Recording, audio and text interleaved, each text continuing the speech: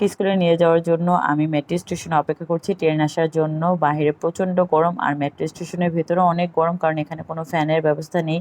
তো সব মিলিয়ে আমার পুরো ব্লগটি আশা করি আপনাদের ভালো লাগবে, আর ভালো লাগলে সম্পূর্ণ ব্লগটি দেখার অনুরোধ রইল।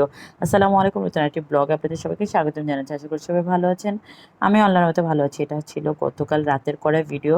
তো আমি যেহেতু দিনের বেলাতে সাফিকে নিয়ে স্কুলে যাই, তাই রাতের বেলায় আমি মোটামুটি করে সব রান্না গুছিয়ে রাখি, কারণ দিনের বেলা যেহেতু সাফিকে নিয়ে স্কুলে যাই, তাই সব কিছু গুছিয়ে রাখলে 1 ঘন্টার মধ্যে আমার সব রান্না হয়ে যায়। তো এখানে আমি বায়লা মাছ ভিজিয়ে নিয়েছি। বায়লা মাছগুলোকে মেখে রেখে ফ্রিজে রেখে দিব। সকালবেলা উঠে শুধু চুলায় দিয়ে দিব। আর আলু ভর্তা করতেছি রাতের বেলা খাওয়ার জন্য। তো মুরগিও ভিজিয়ে নিয়েছি, মুরগিটাও কষিয়ে রাখবো রাফি সাফির জন্য। আর এদিকে লতি আনা হয়েছে, তো লতিগুলোকে খালাম্মাকে বলছি লতিগুলোকে কাটতে। আর চা খাচ্ছি। এদিকে সেমাই খেয়েছিলাম, সেমাই রান্না করেছিলাম, তো সেটা আর ভিডিও করতে ভুলে গেছি। যাই হোক, চা খেয়ে নিচ্ছি এখন। সন্ধ্যাবেলা তো চা না খেলে একেবারেই ভালো লাগে না। তো এইগুলো আমি সব ভিজিয়ে নিয়েছি। আর আলু ভর্তা যেহেতু করবো, সেজন্য আলুটা আমার সিদ্ধ হয়ে গেছে, এখন আলুগুলোকে ছিলে নিব। তো ভাত বসিয়ে দিয়েছি রাতের বেলার জন্য। আর এই যে খালাম্মা লতিগুলো পরিষ্কার করে দিচ্ছে। তো আমরা সবসময় এই যে জালি, নেটের জালি দিয়ে লতি পরিষ্কার করতে খুব তাড়াতাড়ি হয়। তো খালাম্মাকে দিয়ে লতিগুলো কাটিয়ে নিচ্ছি, আর আমি এদিকে রান্নাঘরের কাজগুলো গুছিয়ে নিচ্ছি। তো এই তো আলুগুলোকে এখন ছিলে আলু ভর্তা করে নিব। এদিকে পেঁয়াজও কুচি করে নিয়েছি।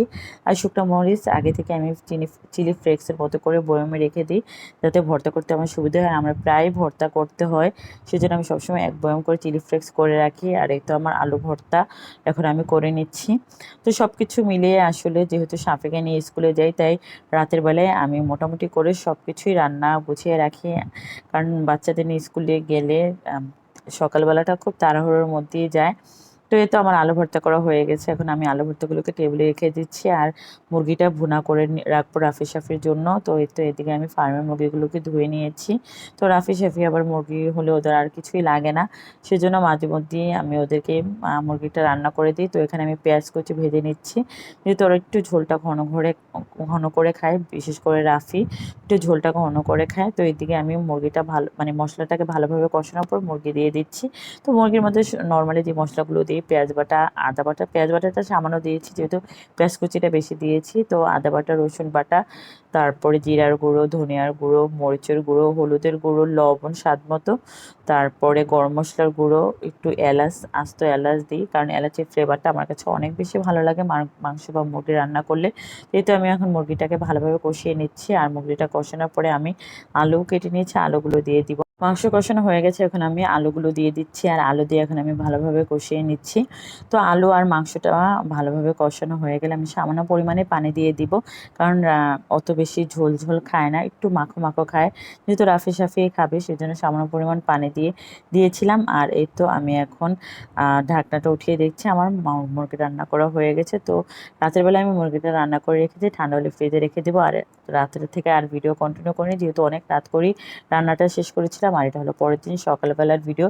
তো এখন বাজে সকাল 10টা, আমি এখন রান্নাঘরে এসেছি রান্না করতে। আমি এখানে বেগুন রান্না করব, চিকন করে বেগুন কেটে নিয়েছি, চিংড়ি মাছ দিয়ে বেগুন রান্না করব। আর অন্যদিকে আমি বায়লা মাছগুলোকে মাখিয়ে জাকিয়ে রেখে দিয়েছিলাম ফ্রিজে। আর এখন আমি একটু সামান্য পরিমাণ পানি দিয়ে দিয়েছি। আর এই তো আমার বায়লা মাছগুলো হয়ে যাচ্ছে, টমেটো কুচিও দিয়েছি।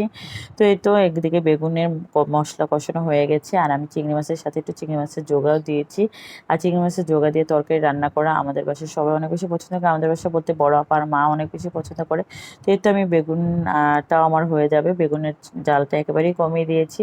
আর সামান্য পরিমাণে পানি দিয়ে দিয়েছি, কারণ বেগুনের তরকারিটা এমনিই নরম তরকারি, অল্পতেই হয়ে যায়। তো এই তো আমার মাছ রান্না করা হয়ে গেছে।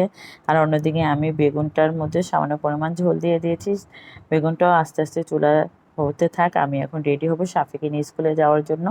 তো এদিকে সাফিকে তাসলিমা রেডি করে দিয়েছে গোসল টোসল করে নাস্তা খাইয়ে। আর অন্যদিকে আমিও গোসল করে নাস্তা খেয়ে এই তো স্কুলে যাওয়ার জন্য মেট্রো স্টেশনে অপেক্ষা করছি। আর এদিকে বাইরে প্রচণ্ড গরম, তার মধ্যে মেট্রো স্টেশনের ভিতরেও কোনো ফ্যান নেই, এখানেও প্রচণ্ড গরম লাগতেছে। আর আমরা ট্রেনের অপেক্ষায় আছি ট্রেন আসার জন্য। আর যেহেতু ঈদের সময়টা এখনও পুরোপুরি কর্মব্যস্তময় হয়নি এই ঢাকা শহরটা, তো সেজন্য মেট্রো স্টেশনটা একটু ফাঁকা ফাঁকা, লোকজন এখনও কম, গ্রামের মানুষগুলো এখনও পুরোপুরি আসেনি। হয়তো রবিবার থেকে পুরোপুরি কর্মব্যস্তময় ঢাকা আবার শুরু হয়ে যাবে।